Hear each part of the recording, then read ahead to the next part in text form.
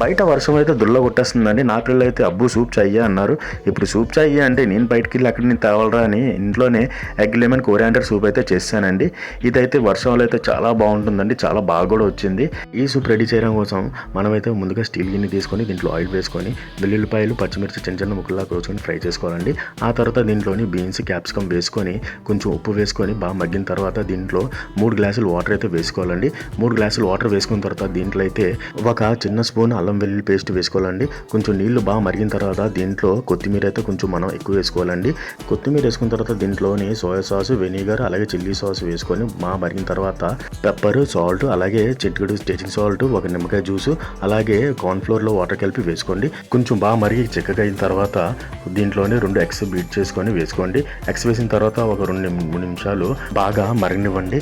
మరిగిన తర్వాత మన సూప్ అయితే రెడీ అయిపోయిందండి. ఇప్పుడైతే సర్వ్ చేసుకోవచ్చు. నా వీడియో నచ్చినట్లయితే లైక్ చేయండి ఫ్రెండ్స్.